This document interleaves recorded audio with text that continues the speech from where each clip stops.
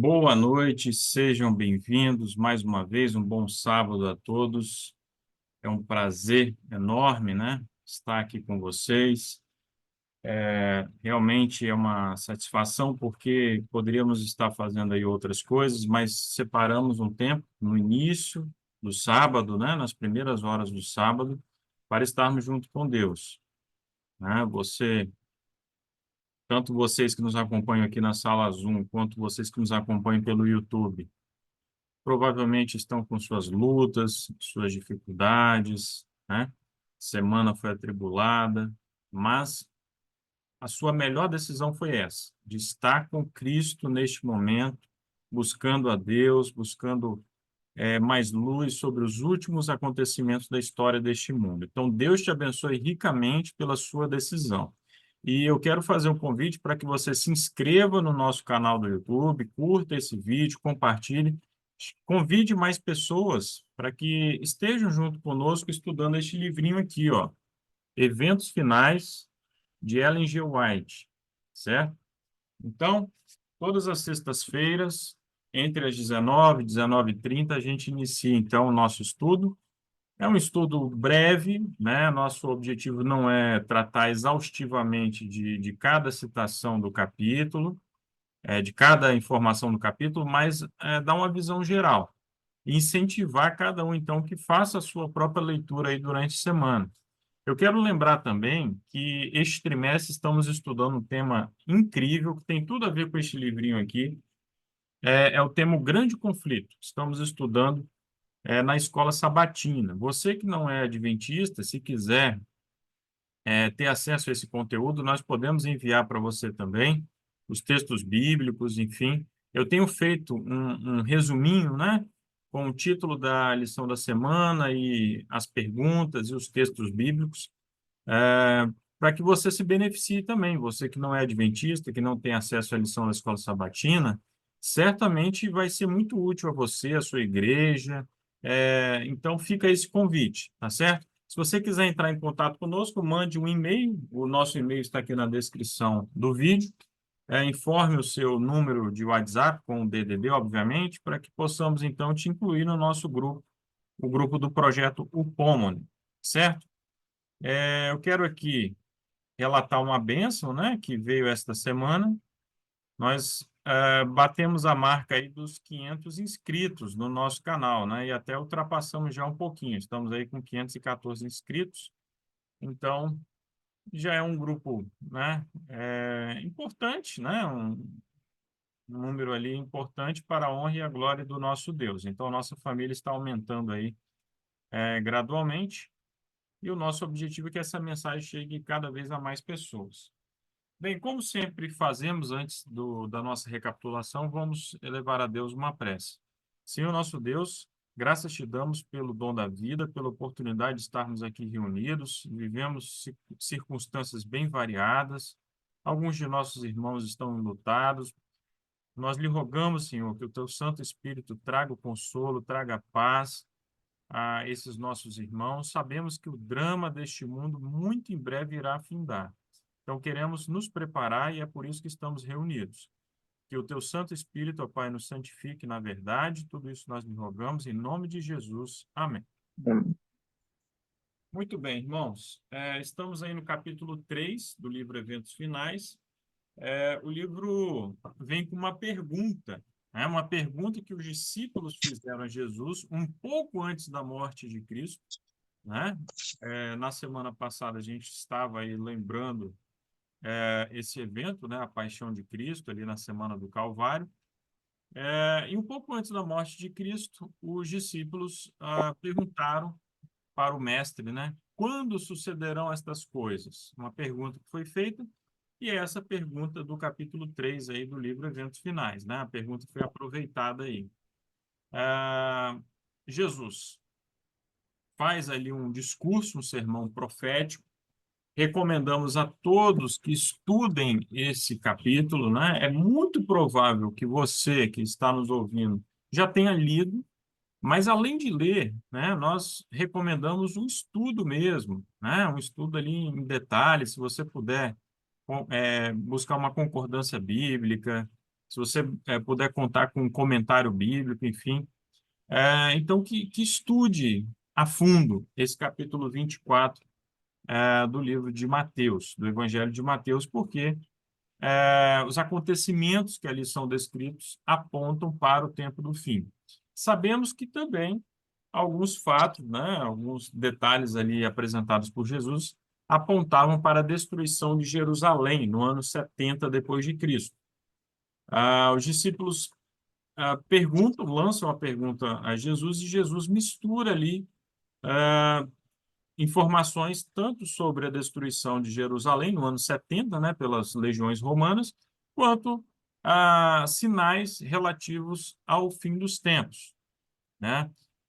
E por que ele fez isso? Ellen White aponta ali a razão, né, que foi por amor aos discípulos, né? Porque se Jesus apresentasse de uma forma muito linear, muito pontual, o que se referiria à queda de Jerusalém e o que iria se referir à volta de Jesus, eles ficariam extremamente apavorados, né? Lembrando que os judeus amavam a sua terra, amavam o templo, era o centro ali da adoração.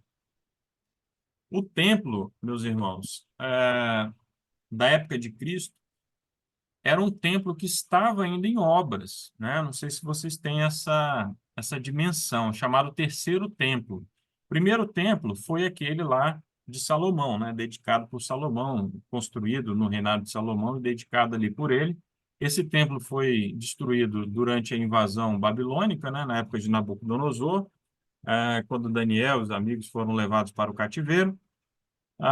Depois, quando os judeus retornam do exílio, né, babilônico, então eles vão construir o segundo templo. Era um templo muito menor, muito mais simples, em nada se comparava com a glória do primeiro templo. Mas aí, um pouco ali antes da nossa era, né, já no período ali de Jesus, o rei Herodes, que foi um grande construtor, né, construiu Cesareia Marítima, construiu lá a fortaleza de Massada, enfim, ele resolveu ampliar o templo. Então, o templo estava em obras ali na época da pregação de Cristo. Só foi concluído ali por volta do ano 63 da nossa era. Então, vários e vários anos depois da morte de Cristo, que foi no ano 31 depois de Cristo. E no ano 66, portanto, 3 anos após a conclusão dessa mega obra de ampliação do templo, os judeus se rebelaram. Eles se rebelaram no ano 66 e no ano 70, Jerusalém foi reconquistada pelos romanos e o templo foi destruído e ocorreu a diáspora, né? Os judeus foram espalhados aí por todo o Império Romano, tá certo? Então, um pouco de história e um pouco de fatos, né, para localizar os irmãos.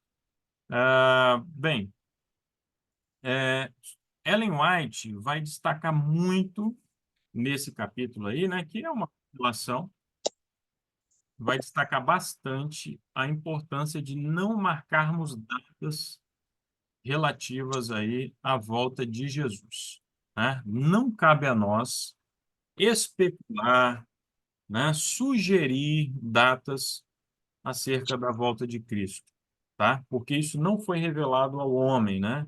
O dia e a hora ninguém sabe, e aqueles que querem dar um despertinhos, né? O dia e a hora ninguém sabe, mas o ano a gente pode saber. Não, não, não é assim, porque o Espírito de Profecia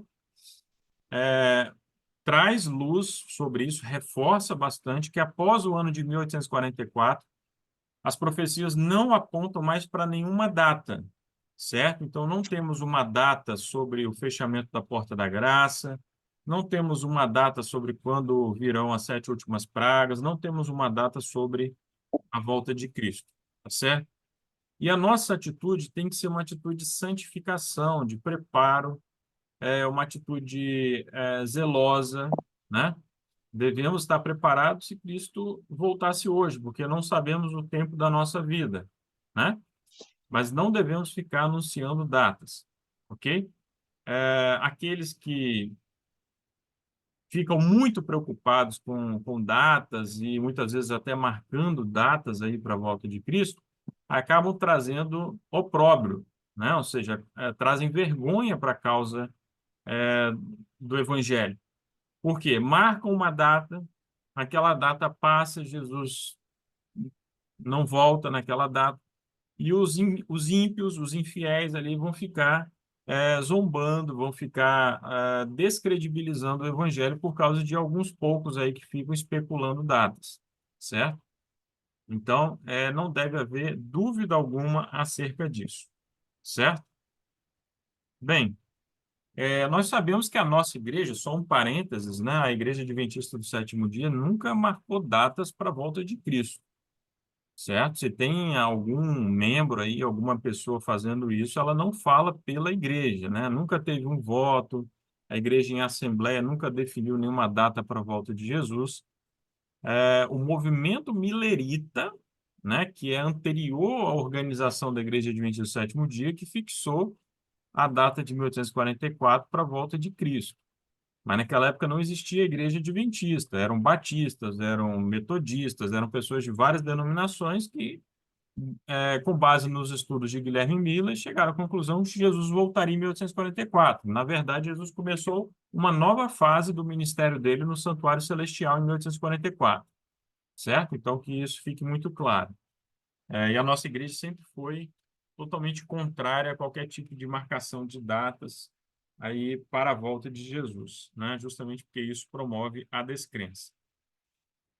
Bem, é, agora eu quero chamar a atenção para uma parte do capítulo, né? Que eu vou ler aqui algumas citações, tamanha importância, né?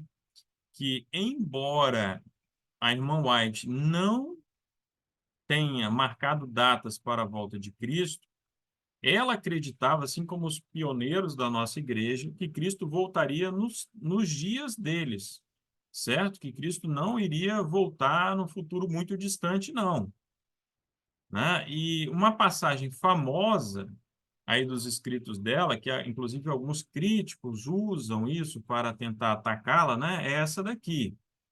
Foi-me mostrado o grupo de pessoas presentes à assembleia. Eles estavam reunidos lá numa assembleia. E o anjo disse o seguinte para ela: alguns alimentos para os vermes, ou seja, alguns vão morrer aí em breve. Alguns submetidos às sete últimas pragas, ou seja, se vão sofrer as sete últimas pragas, são o quê? Pessoas que vão estar preparadas ou pessoas que vão estar com a marca da besta? O que que vocês me dizem, vocês que estão aí atentos à escatologia? Quanto Já tempo estão com sofrendo? a marca da besta, A- porque os salvos, eles não vão sofrer as pragas, nem as trombetas, que é anterior às pragas. Eu Perfeito. creio Então, assim. não há pragas, sete últimas pragas sobre o povo de Deus, sobre os selados, né? Vamos Apenas dar um Porque a exemplo. porta da graça já está fechada. já está fechado. Essas sete últimas pragas vão Uhum. recair sobre os ímpios. Isso significa que naquele grupo lá, naquela assembleia, segundo o anjo, alguns iriam se perder, né? Alguns estarão vivos e permanecerão sobre a terra para serem trasladados por ocasião da vinda de Jesus. Aí o que que alguns começaram a fazer, né? Alguns que ouviram essas palavras da irmã White, pegaram ali um caderninho, anotaram os nomes de todas as pessoas que estavam naquela assembleia e foram acompanhando, porque os anos foram passando, né? É, a expectativa é que Jesus voltaria enquanto alguns daqueles ali, pelo menos, estivessem vivos, certo? Porque o anjo apontou para isso, né? Que alguns seriam submetidos às sete últimas pragas e alguns estariam vivos, né, sobre a terra para serem trasladados. Acontece que todos eles morreram, certo? Todos morreram. Ah, e aí, o que que explica isso? O que explica, meus irmãos, é que essa profecia aqui, é uma profecia condicional, certo?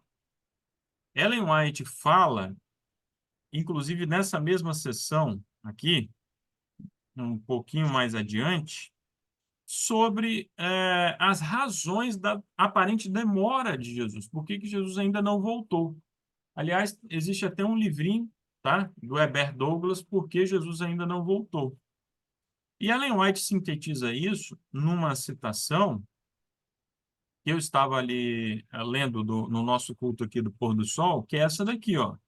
Por 40 anos, a incredulidade, a murmuração e a rebelião excluíram o antigo Israel da terra de Canaã.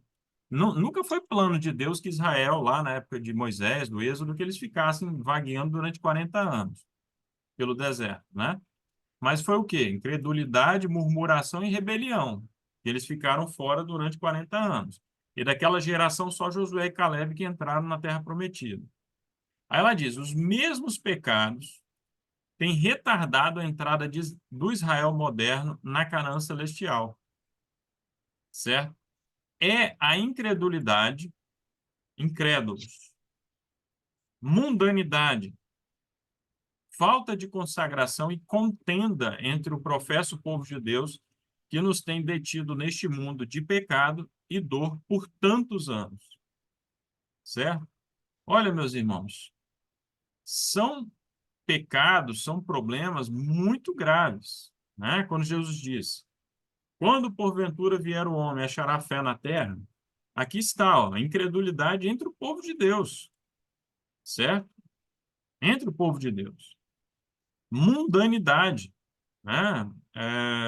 No passado, se distinguia facilmente um adventista do sétimo dia de uma pessoa secularizada, de uma pessoa mundana. Hoje já não podemos falar isso com tanta segurança. Falta de consagração e contenda. Eu sei que a maioria aqui, né, se não todos, participam de alguns grupos de WhatsApp. Olha, meus irmãos, é um problema muito sério isso daqui, né? Contenda, certo? O que que vai nos unir realmente? É a palavra de Deus. A partir do momento que nós entendermos que esta igreja é um movimento profético para o tempo do fim, certo? Somos o povo que guarda os mandamentos de Deus e tem a fé de Jesus, né, que é o espírito de profecia, nós estaremos unidos. Agora, enquanto uns ficam achando isso, achando aquilo. Ah, eu gosto da música assim, gosto da música assado. A alimentação eu acho que pode ser assim, pode ser assado. Ah, o café, eu acho isso, eu acho aquilo. Sempre vai haver problemas ali, tumulto, contenda, né? Então, é óbvio que o joio estará no meio da igreja até o tempo do fim, né? A gente sabe disso. Agora, nós podemos promover na nossa igreja local, entre os nossos irmãos, né? Podemos nos comprometer a estarmos mais unidos em torno daquilo que foi revelado, em torno dos princípios bíblicos, do Espírito de Profecia, manual da igreja, certo? Houvesse a igreja de Cristo feita a obra que era designada como ele ordenou, como Deus ordenou, não é como eu acho, como você gosta, como fulano quer, como Deus ordenou, certo? O mundo inteiro haveria sido antes advertido, e o Senhor Jesus teria vindo à terra em poder e grande glória, certo? Então, é uma reflexão que temos que fazer. O que tem retardado a vinda de Cristo não são os ímpios lá, não são aqueles que estão abertamente com Satanás, em rebelião. É a incredulidade, é a mundanidade, é a falta de consagração, é a contenda entre o povo de Deus, certo? As promessas de Deus são condicionais. Mais uma vez, né? A gente entende claramente que as promessas de Deus são condicionais. Jesus um dia vai voltar à Terra, mas ele pode voltar daqui 1000 anos, 500 anos, 200 anos, 30 anos, né? E nada disso nos traz alento. Nós que vivemos a realidade do pecado, que entendemos que esse mundo é um mundo perverso, corrompido, tenebroso, né? Todo tipo de crimes, doenças, mazelas. Nós, enquanto cristãos, devemos ansiar pelo retorno de Cristo para que tudo isso chegue ao fim o quanto antes, né? E se demorar muito mais tempo, não é a palavra de Deus que falhou, como Ellen White fala aqui, ó, absolutamente. Cumpre lembrar que as promessas e as ameaças de Deus são igualmente condicionais. Talvez, olha, ela que aponta isso, olha, talvez tenhamos de permanecer muitos anos mais neste mundo, por causa da insubordinação, certo? Mas por amor de Cristo, seu povo não deve acrescentar pecado a pecado. E aqui temos uma passagem que está no livro Parábola de Jesus, um texto muito famoso, muito conhecido entre os irmãos da Verdade Presente, né? Cristo aguarda com fremente desejo a manifestação de si mesmo em sua igreja. Cristo aguarda que a sua igreja seja uma espécie de um espelho de si próprio. Quando o caráter de Cristo se reproduzir perfeitamente em seu povo, então virá para reclamá-los como seus. Quando o caráter de Cristo, então, estiver se reproduzindo no seu povo, né? Sabemos que a chuva serôdia, o derramamento, né, especial do Espírito Santo, vai acontecer, né? E não será sobre todos, porque vai acontecer também uma sacudidura, o joio, né, a palha vai acabar voando e o Espírito Santo vai ser derramado, então ocorrerá o alto clamor, certo? Em todo esse processo estará ocorrendo uma reforma e um reavivamento, e aí vamos proclamar com poder e grande glória essa mensagem que vai chegar então a todo povo, tribo, língua, nação, para que Jesus venha, certo? Quando todos estiverem realmente advertidos, Jesus irá voltar, né? Ela fala que todo cristão tem o privilégio não só de esperar a vinda de Cristo, mas também de apressá-la, certo? Dando o evangelho ao mundo, está em nosso poder apressar a volta de nosso Senhor. Não nos cabe apenas aguardar, mas também apressar o dia de Deus, certo? Bem, sabemos que Deus mantém um registro das nações. Os números estão se avolumando contra elas nos livros dos céus, né? Nós vemos aí as nações promovendo guerras, promovendo todo tipo de tragédia, né? Ditaduras oprimindo o povo, promovendo fome, colocando pessoas na cadeia, pessoas que são escravizadas hoje, né? Como na China, na Coreia do Norte, que existem campos de trabalhos forçados. As nações estão ali também sendo registradas ali os seus atos. E o Deus mantém uma conta com as nações. Quando chegar plenamente o tempo em que a iniquidade terá atingido o prescrito limite da misericórdia de Deus, cessará a sua clemência. A paciência de Deus tem limite. Quando os números acumulados nos livros de registro do céu indicarem que o total da transgressão está completo, virá a ira de Deus contra as nações. Certo? Bem,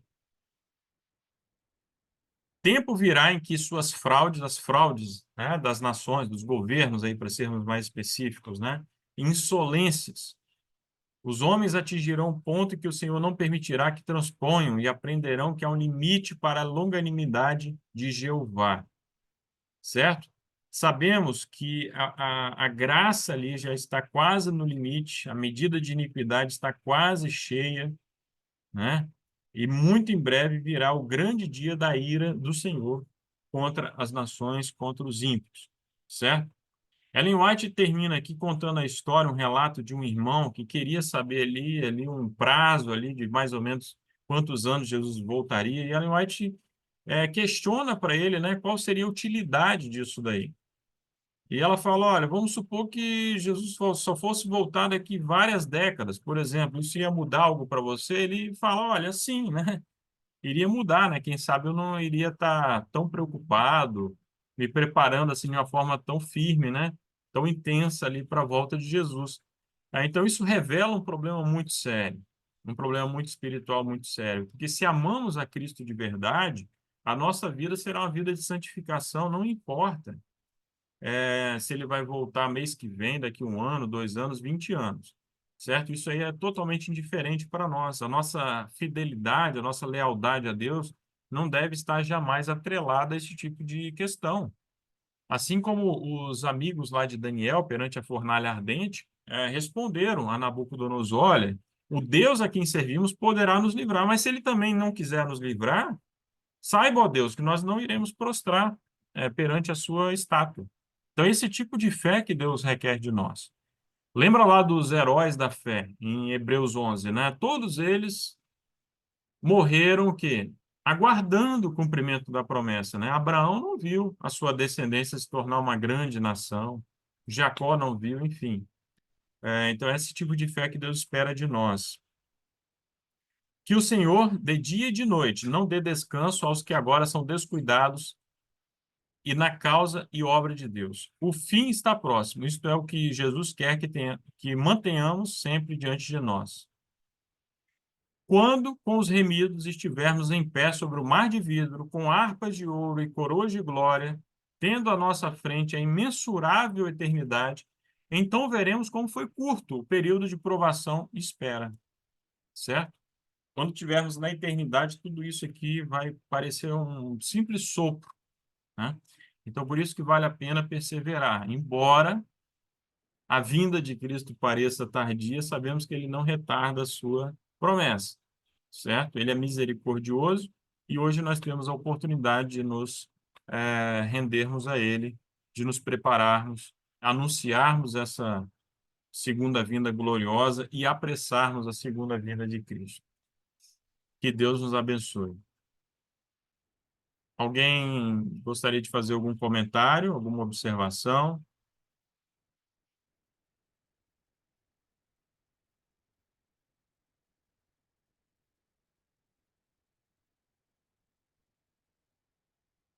Nenhum comentário?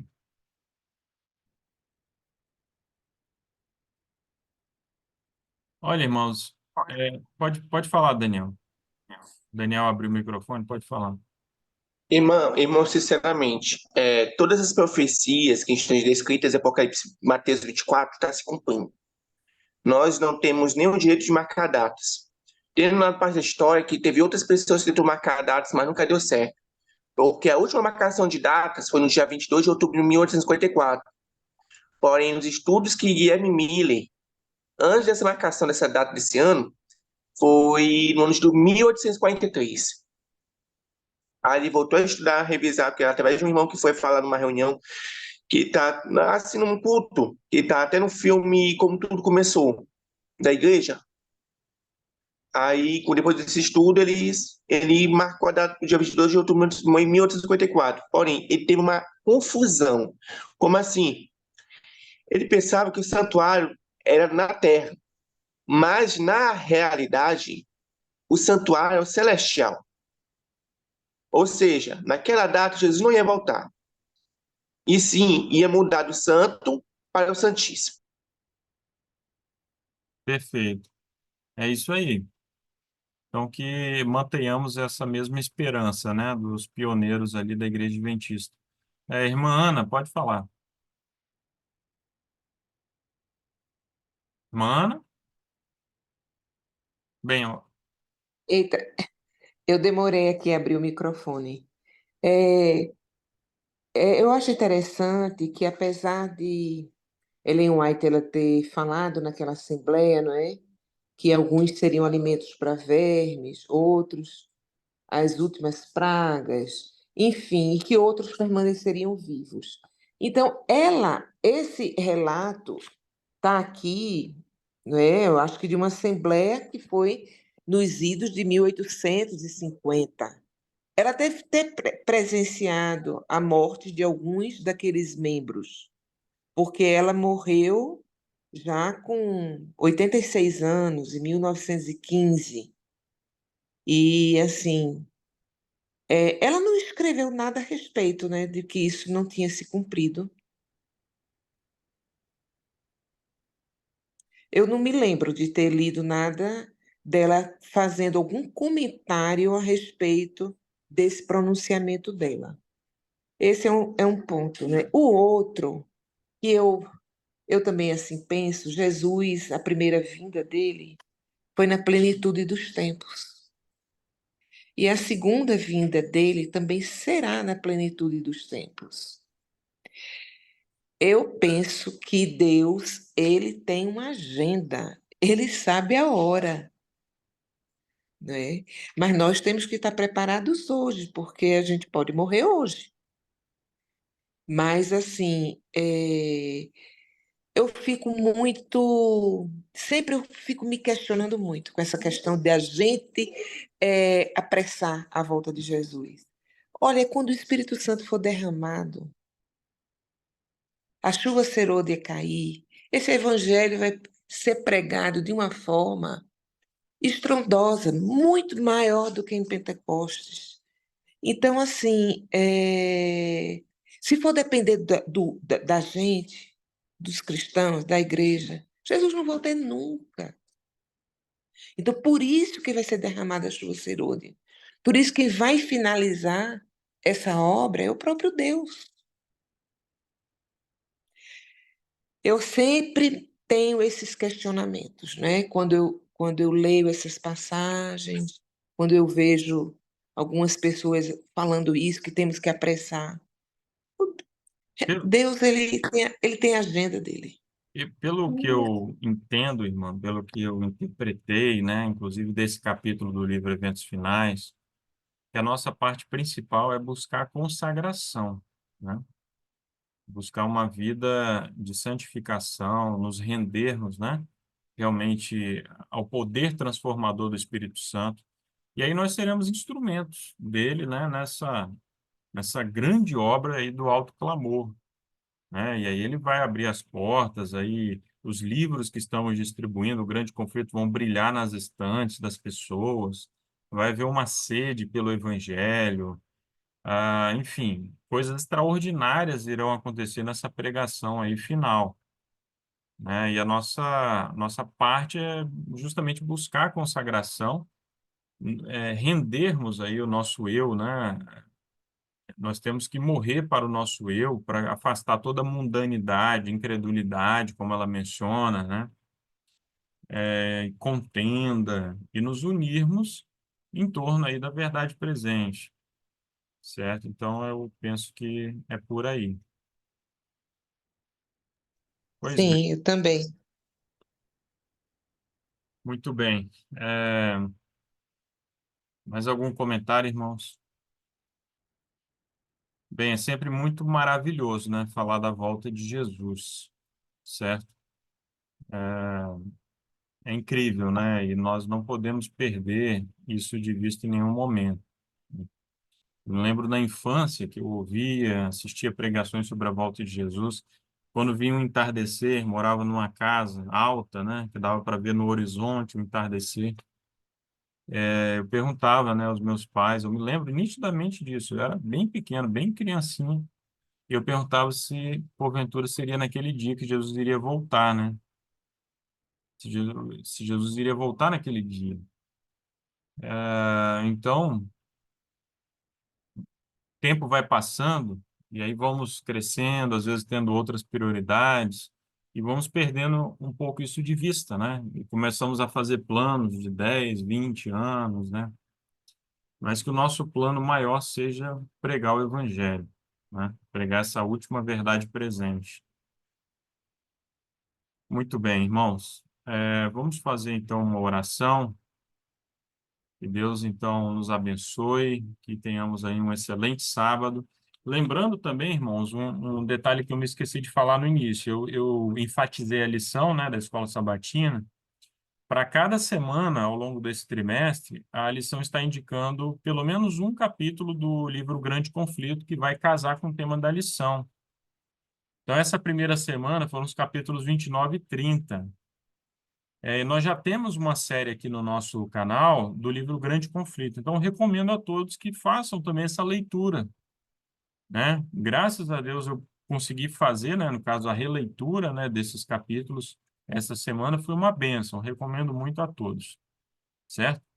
Irmã, eu vou pedir que a irmã, então, faça aí a oração final, pode ser? Pode sim, pode.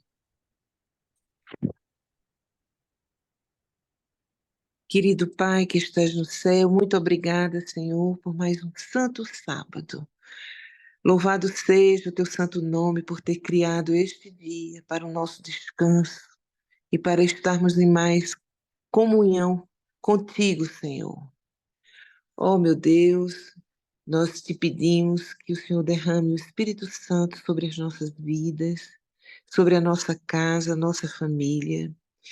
E eu te peço, meu Paizinho, que o Senhor derrame o Espírito Santo de uma forma profunda na família de Miriam e Eldinha, que o Consolador esteja atuando, na mente, no coração, dando consolo, conforto e sarando todas as feridas. Te peço, meu Pai, que o Senhor abençoe cada família, cada lar daqui deste grupo, meu Deus. Nos dá um dia, meu Pai, em Tua santa presença. E coloca dentro do nosso coração, meu Pai, um profundo amor pela Tua palavra e pelos escritos da profetisa, meu Senhor, os livros inspirados. Pai, tudo te pedimos, em nome de Jesus. Amém e amém.